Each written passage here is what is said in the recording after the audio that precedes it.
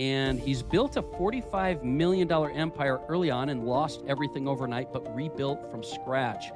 I found out in 2008, not only had he embezzled $500,000, but he was committing bank fraud in the entity that he was the managing director of. So my former partner and best friend spent 2 years in federal prison. My wife and I were able to keep the equity in our house, and as I said, avoid bankruptcy. And if you want a different result, you need a different system. But if you choose to be excellent or elite, you have to have a special discipline, passion, focus, and drive to do things to a high level and a high standard all of the time, or you really will never get past good.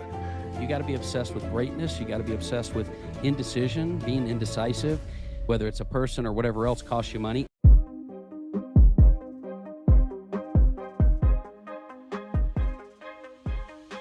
All right, welcome back to the Daily Mastermind. George Wright III with your daily dose of inspiration, motivation, and education. And we're joined in studio with a guest here today, I guess virtual studio, I should say. Michael, how are you? Doing well. Thanks, George. Yourself?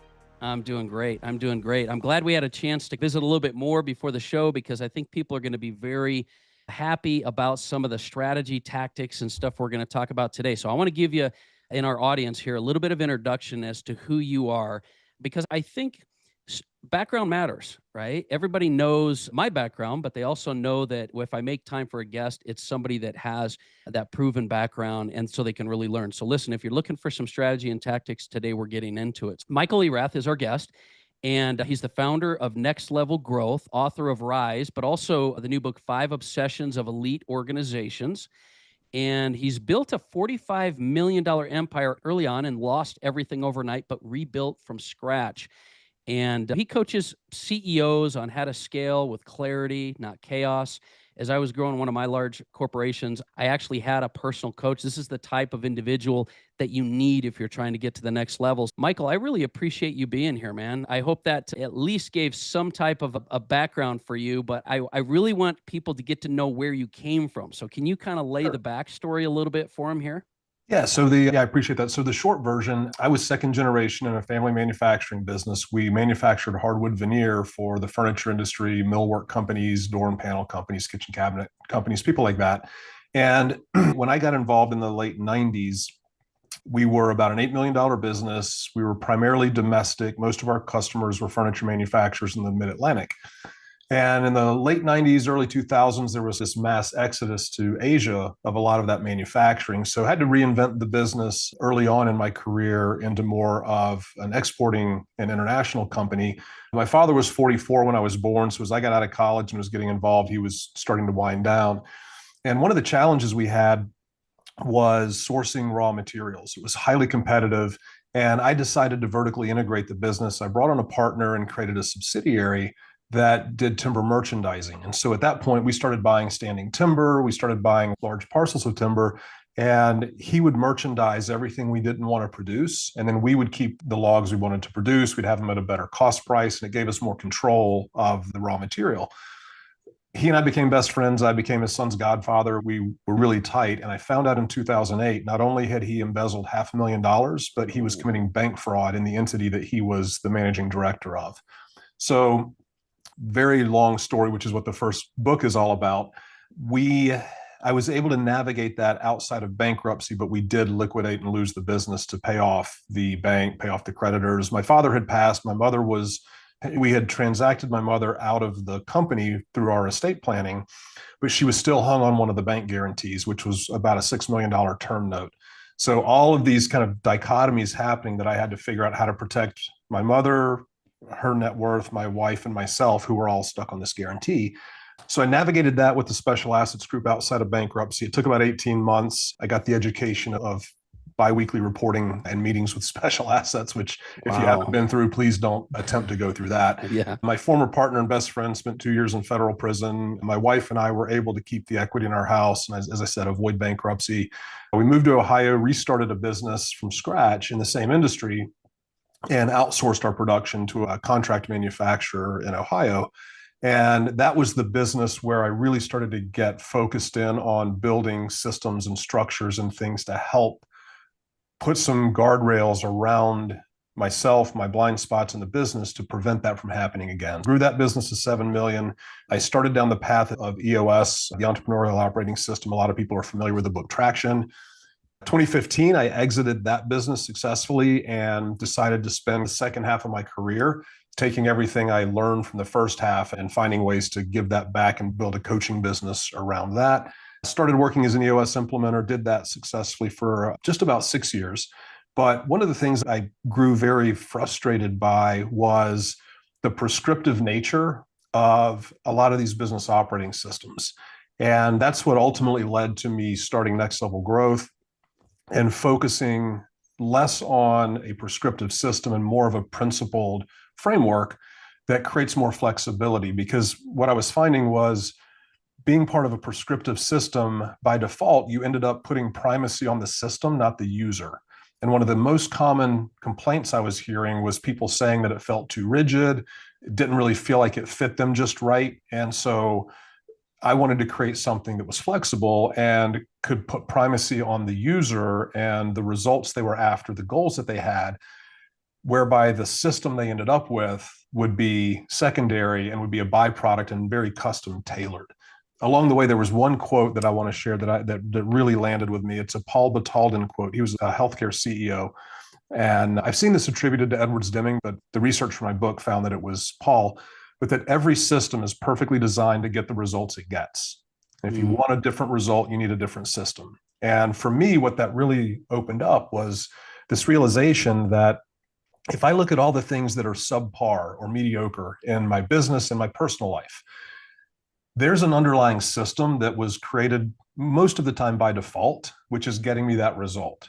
Yeah. And until I allow myself to think through the systemization of how I do things that are leading to that result, I can't really ever fix it because I've got to change something in that system.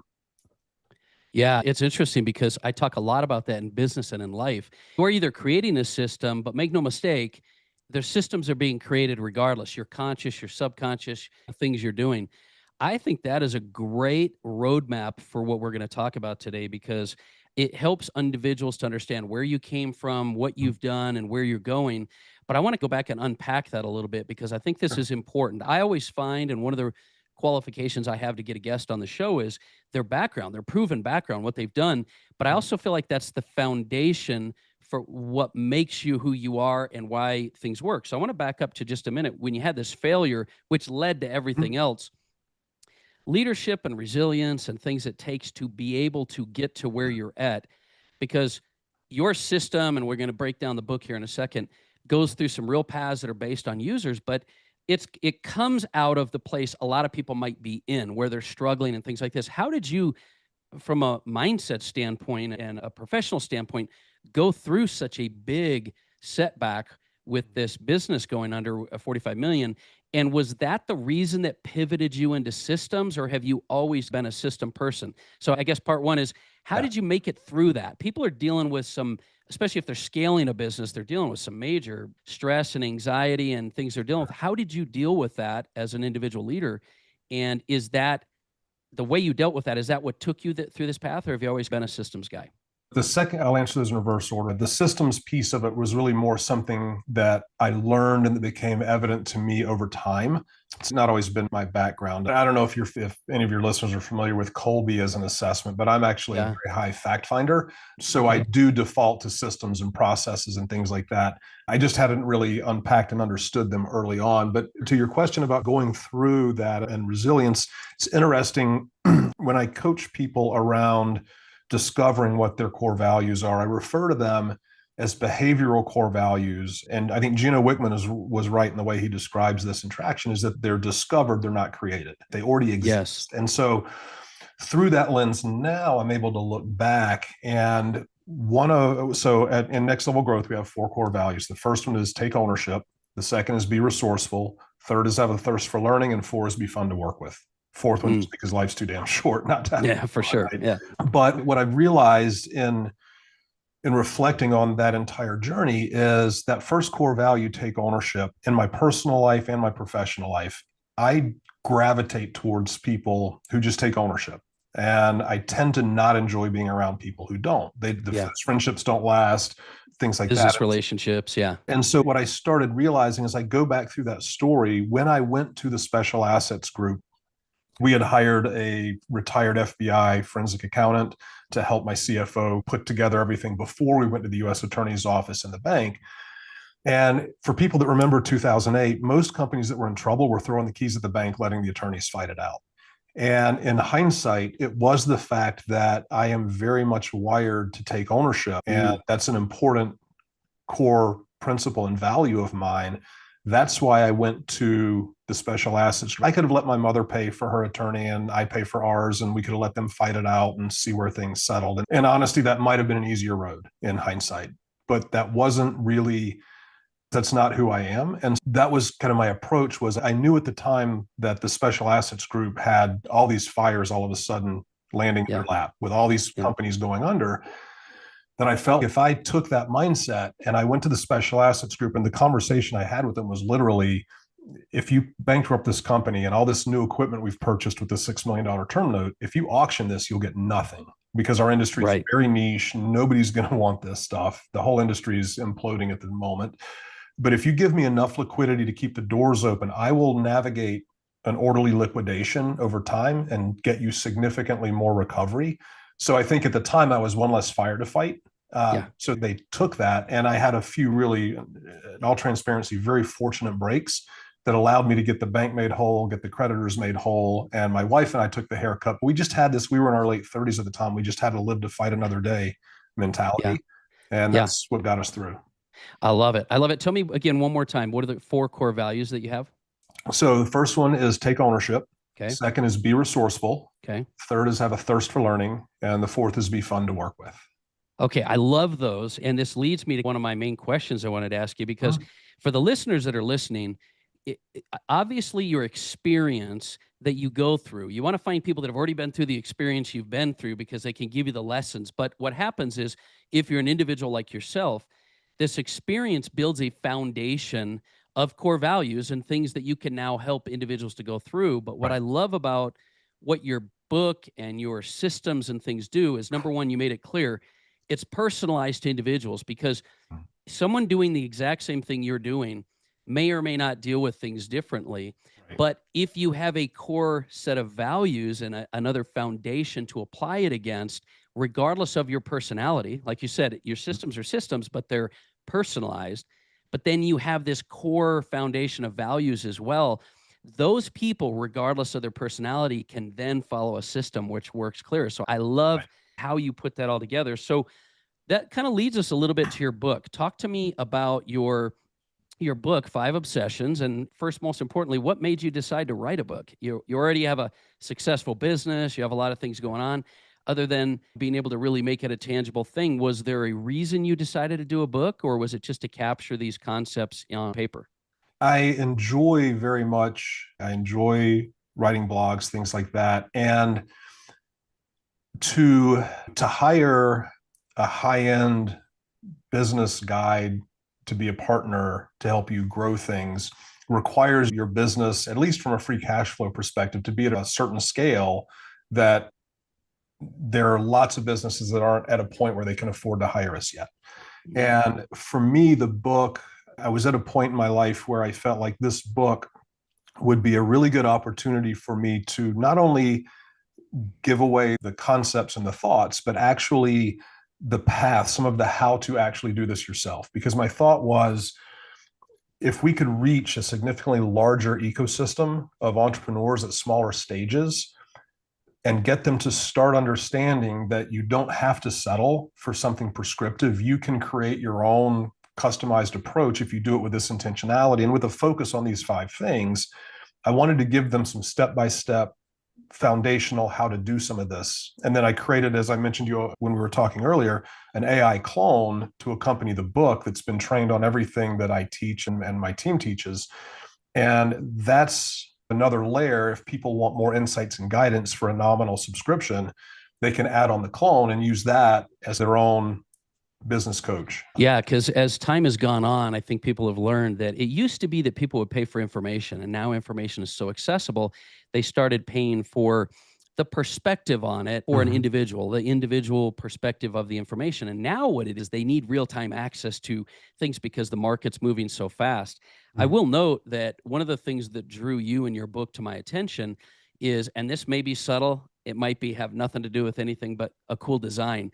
I noticed that the title, Five Obsessions of Elite Organizations, was separated. And in my mind, it immediately went to Five Obsessions of Elite Organizations, because the color is different on the book. And it's two things that create each other, but could run independent of each other. You can have these core obsessions, but also have an organization. So can you, I don't know, that might just be how I saw it, because everybody wants to have an elite next level organization. Right. There's systems, but these obsessions, the logical question I had is, what are the obsessions? And if you don't mind, can we just go deep into these now? What are the five obsessions? And absolutely. What's the title mean for you? Yeah, no, I appreciate that. And I love that observation, because there are a lot of things that strategically mattered to me that I never knew who would pick up on this, who wouldn't. Would it be subliminal? How would this land? But they are two different and yet interdependent things if you're truly going to achieve greatness. And a lot of where this came from, there was a very short Nick Saban video. It's on our YouTube page of him giving a talk. And he talks about 5 choices we have in life. And for anybody that hasn't seen this, he says that we all have 5 choices on how we do things in our lives. We can choose to be bad at what we do. And sadly, some people do that. Yeah. We can choose to be average. We can choose to be good. And he said, being good is probably about all God expects of us with whatever talent he gave us. But we can also choose to be excellent or elite. But if you choose to be excellent or elite, you have to have a special discipline, passion, focus, and drive to do things to a high level and a high standard all of the time, or you really will never get past good. And it just resonated with me, that idea of being elite. And I thought about companies that I've worked with, business owners I've been friends with, and people I've known who have really done elite things.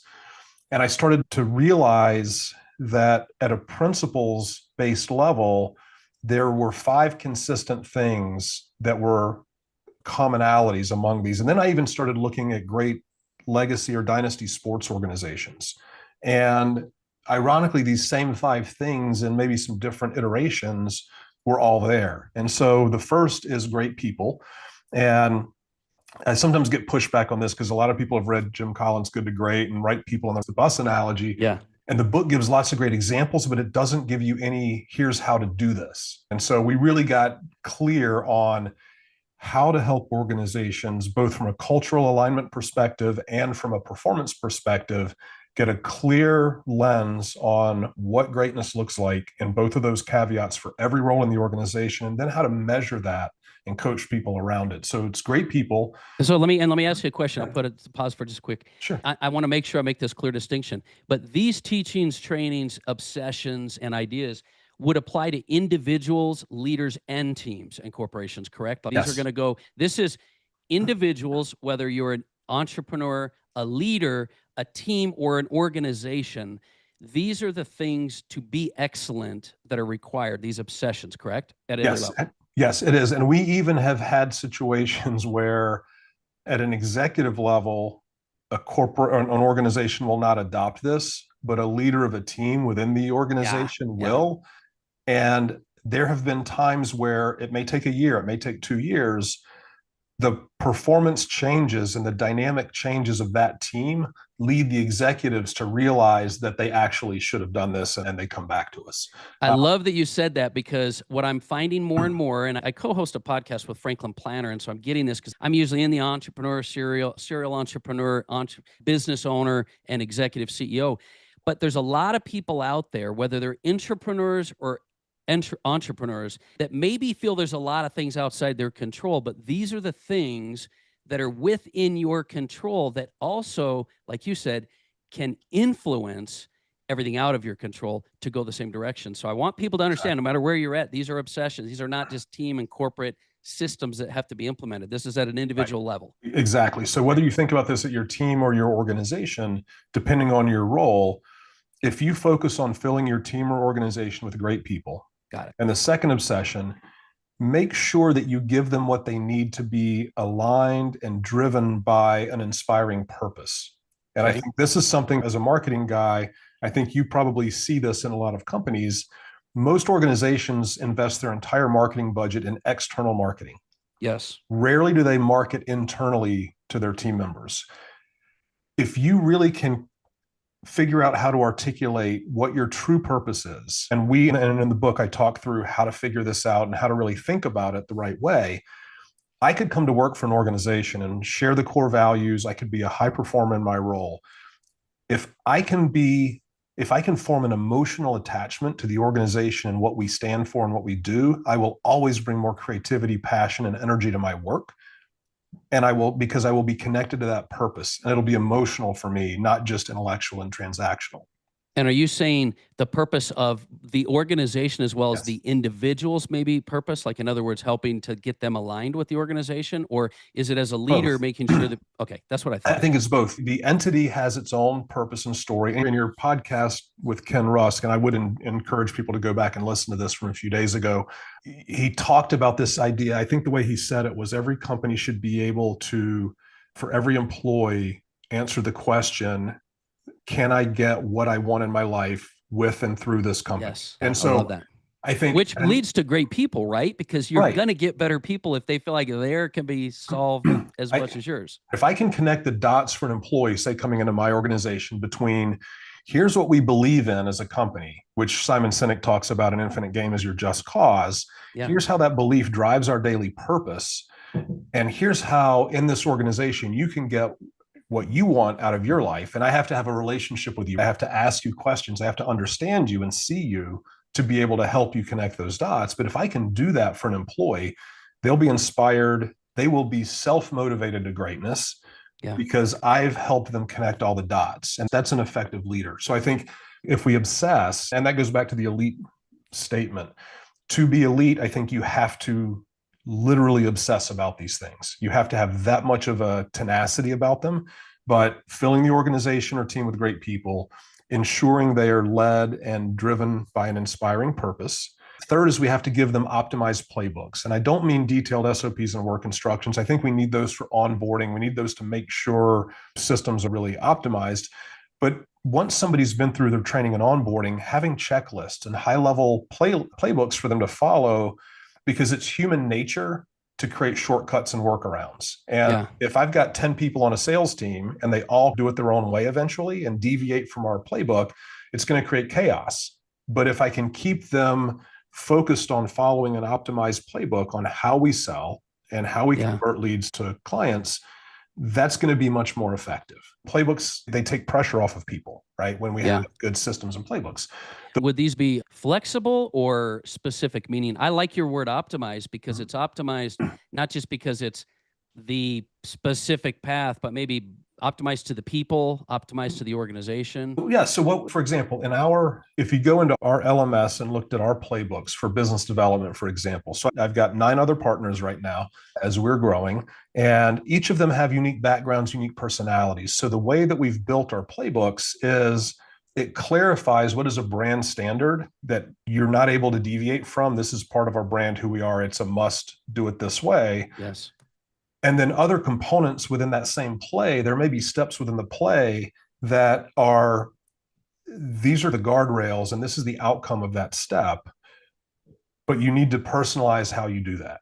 And like professional athletes, right? They know they run the play, but a Michael Jordan's not going to just run the exact play. Like, you got to be able to call audibles. Okay. Exactly. And even take a wide receiver running a certain route, different players will have different ways they use head fakes and things like that. They're still doing the exact same number of steps and the exact same angles and whatnot, but there are nuances to how they play. And that's because you have to react to the market, to the people around you. Yeah, that's good. There's an Isidore Sharp quote. I think he was the founder of the Four Seasons. I think it was Four Seasons, that you systemize the predictable in order to humanize everything else.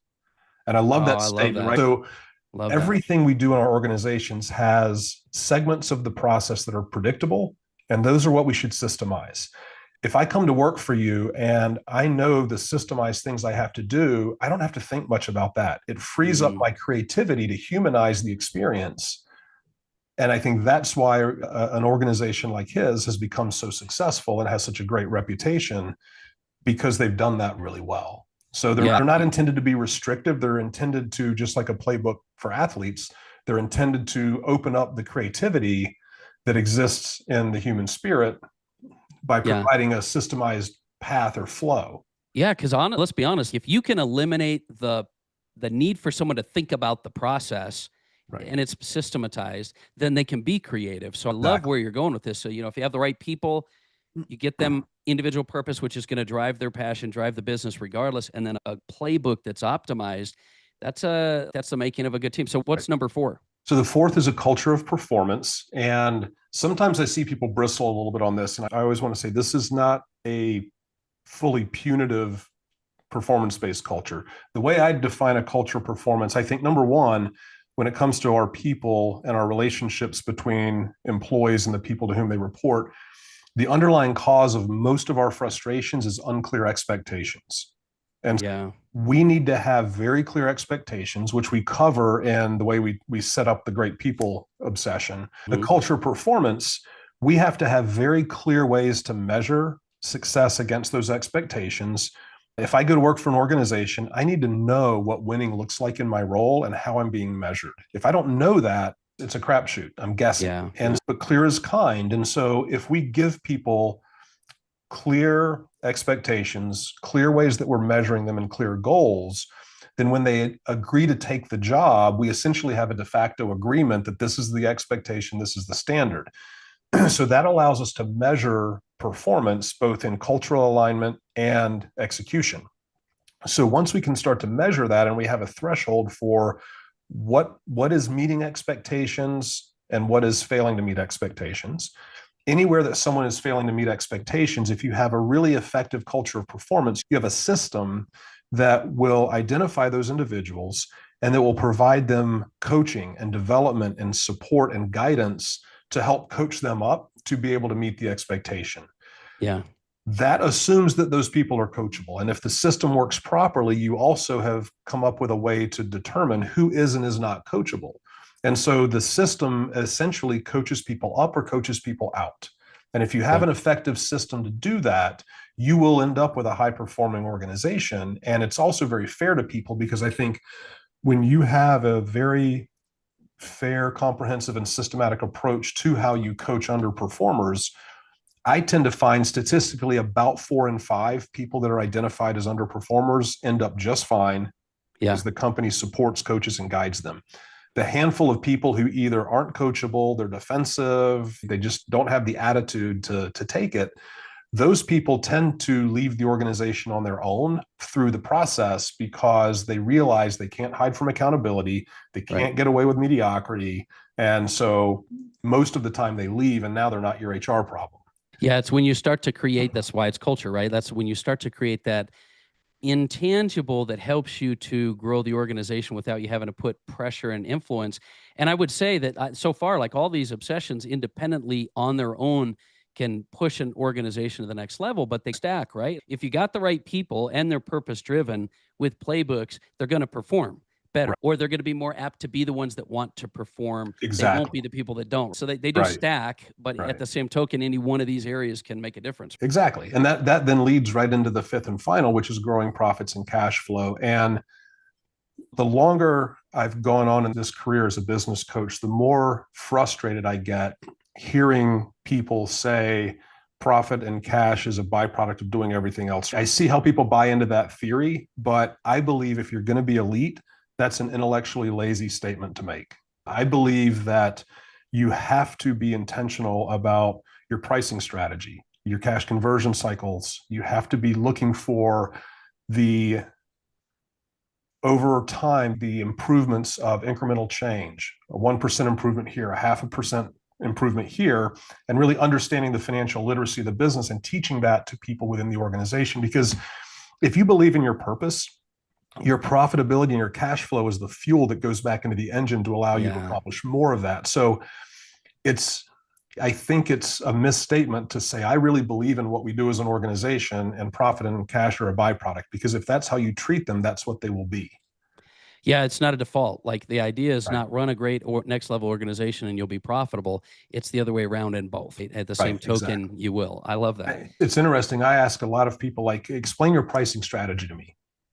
And I just leave it there. And it's almost like deer in headlights. Yeah, because they don't have a strategy. I don't know. It sounded good. It was a markup, or we priced it because this is what everybody else charges. Okay, so you have no differentiated value. They do compound, though. I tell you, it's like when you have the right people, playbooks and performance, they want to maximize profits and prices and cash flow and all those things. So what's unique about what your book is, I'll tell you, besides the personalization of your systems and things, is this idea of it being obsession. And I think anyone who, on one hand, looks at high performers, they know that they're obsessed. And it's not just, like you said, systems and paths and processes that are all important. You got to be obsessed with it. You got to be obsessed with greatness. You got to be obsessed with, and if it's driven by purpose and passion, it makes it easier for people to be obsessed with that. Where do you think most people, from your experience you're working with a lot of Fortune 5,000, where do they fall down the most? Or is it all over the board? Like, where do you feel, and it may be at different types of levels of organizations, it's different, but where do most struggle the most in these obsessions? I see probably two things, and ironically, they relate back to people, but two more common areas, I think, as I think about your question.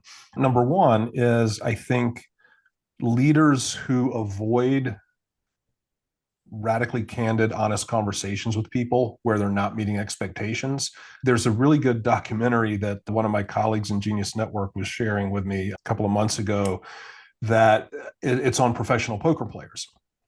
And he said the biggest difference between professional poker players and amateurs is that professionals play significantly fewer hands. When they recognize they have a hand that's not likely to win, they fold and they get the next hand. If you relate that to people in an organization, how many times as leaders do we have a hire we got wrong? We've promoted somebody into a role where we know they're not going to be an A player. And rather than addressing it quickly, we take the amateur route and we keep thinking, gosh, if we just get that Queen of Diamonds, I'll win the hand. The card doesn't come. And so I think being faster to respond to people issues, and again, clear as kind, coach and mentor, do your best to help people level up. But if they can't level up, you've got to be able to coach them into another role, or perhaps help them transition into another organization where they can be more successful. And then the other thing is, I think oftentimes actually, I think people will have a B player or even a C player on a team, and for another 15, 20% on the compensation, they could go get an A player.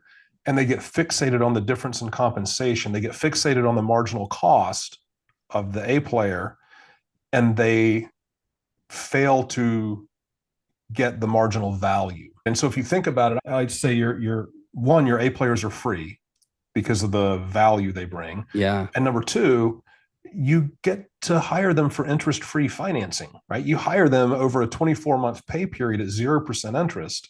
$120,000 salary, right, is not $120,000 on day one. It's $10,000 a month. But if you're taking what you are currently paying $95,000 and you go pay $120 to get an A player, you're getting value in the first 30, 60, 90 days that far exceeds the marginal cost of $10,000 per month plus burden, right? And so getting people to shift their mindset and think about being willing to invest in the A players, but having a system that measures performance, has clear ramp plans, so we know 3 months in, is this A player really going to pay for themselves or not? We don't wait till it's been a year or two before we figure that out. You've got to have those underlying, it's back to that systems quote, you've got to have the underlying systems in place as checks and balances to then be comfortable taking the risk of that investment, because otherwise you end up getting the same thing and you just spend more money.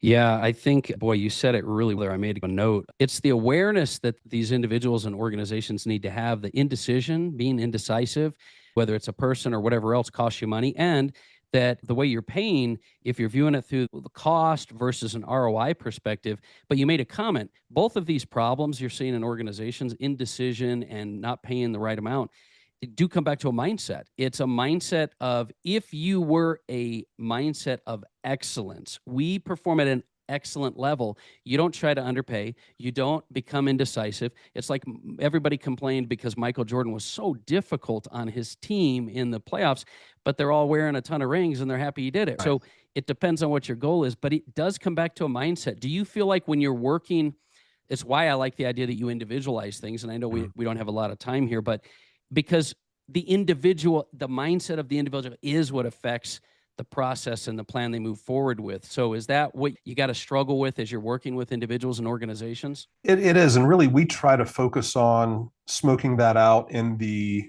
initial courtship phase with a potential client. So it sounds silly saying it. And I honestly have to force myself to say it because my own head trashes. I feel it sounds disingenuous, but we don't have a sales process. We have a confirmation process. Yeah. And what we mean by that is our role when we're talking to a new prospect is to confirm whether or not they're going to be a right fit to work with one of our partners and guides. We have finite capacity. And part of our flywheel in our business model is referrals from raving fan clients. If we onboard a client and give them some of our capacity and they don't have the drive and the desire to do things to a high level, they will not get the results they want. They will not be as much of a raving fan. That's going to affect our business model as well. And so we actually have to be protective of our capacity. One of my guides actually said it really well. He said, we have to think of ourselves as Simon Cowell, right? We have the solutions. Right. The person coming to us actually is the one with the problems. They need to audition more for us than we need to be a dancing bear showing them that our stuff is better than somebody else's. And I think that's even a mindset shift that requires you to have a level of authority and confidence in what you do to be able to approach it like that. I love that. And I would note, and I know you do this, and I'm sure you're looking for not people that have that strong mindset. It's the people that have the intention and willingness and ability to do what it takes. Because obviously, if you were where you wanted your organization and your life to be, if you're already doing it, you'd be there. If you're not, it's because you don't have the mindset that needs to be instilled through the systems, as well as the association, right? From people that have struggled through it, done it, and been there. This has been really helpful. I love the obsessions. I love how they stack. I love the individualization you give. Where is the best place for people to connect with you? Because I know you have the book out, and I want to make sure we make it clear for people. Where's the best place for them to connect with you? Directly through our website, nextlevelgrowth.com. That's entry point. You can access the book there. There's downloadable resources. The book is available on Amazon and Audible. You can also go to the website 5obsessions.com to find that. But nextlevelgrowth.com, you can get to our team of partners and guides and see all of their diverse backgrounds. They've all been former owners, CEOs of YPO qualifying businesses, basically 10 million or more in revenue, 50 or more employees. So very experienced individuals. And then our YouTube page. If you just search Next Level Growth on YouTube, we've got a ton of content on there. We've got lots of short kind of video nuggets and ideas on, hey, if you're dealing with this issue, here's something you can try and things like that to help entrepreneurs and growing companies. Perfect. Okay. And what I'll do, if you're listening, I'm gonna put those links all in the show notes so that you can grab them quickly and go there. I'd encourage you to connect, see what you can do for your organization. But I guess before we take off, Michael, one last question for you. Yeah.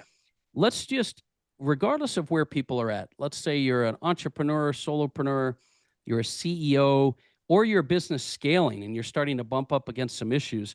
Is there any final kind of like strategy, advice, tip, or something you would give them as to where they should start or something they should do? I just wanted to see if you had any final thought you want to throw out to the audience here. Yeah, I think beyond the comment I made about systems being perfectly designed to get the results they're getting, I think Dan Sullivan has a book that came out a few years ago called Who Not How. And the underlying premise is that most of the time entrepreneurs misidentify a who problem as a how problem. And what he means by that is, for example, my background is operations. I'm not a marketing guy. I'm having to learn. I'm having to use people that are a lot smarter than me at marketing. It would be very easy for me to overly obsess about learning the how and trying to do it myself versus finding the right who and delegating all of that to them. And so oftentimes where I think especially earlier stage entrepreneurs get stuck is we try to treat ourselves as the right who for everything the business needs. Yeah. And I think that's a limiting mindset. It's natural. It's a very natural place to be. But until you can get beyond that and think about who is the right who to help me do what needs to get done, what would it cost me to invest in hiring them? And what's the opportunity and the value that would come from having this problem solved? I think that's great advice. And I think if you want to have an excellence mindset and you want to be more or have more or grow your company more, you've got to recognize that you don't have all the answers. So it may be it most always is a who, not a how problem. But also maybe if you're listening to this, it's something you can apply to yourself as well. And you might not have the answers. You need to go and seek out individuals, whether it's individuals like Michael or whatever else. It's what the whole reason we do the Daily Mastermind, right? So you can surround yourself with next level individuals that can help you, even if it's just help to inspire or motivate the thoughts for you to take action. And so, Michael, I think that's a great piece of advice. I really do appreciate you being here today, man. I think it's been enlightening. I love the positioning you have on these obsessions as well. And so thank you so much for being here. Yeah, I appreciate the invite. I had a great time, George. Thank you. Awesome. Listen, if you're listening to this for the first time, make sure you hit that subscribe button. Like I've always said, no matter where you're at, it's never too late to start living and creating the life that you're meant to live. It's never too late to make that organizational shift. And so do what you need to do. Hit me up on the Daily Mastermind on Instagram, Facebook, or YouTube. I look forward to hearing not only what you're struggling with, but maybe what your wins are. Let's celebrate some wins. And once again, I appreciate you being here. We're looking forward to talking with you more later this week. Have a great day.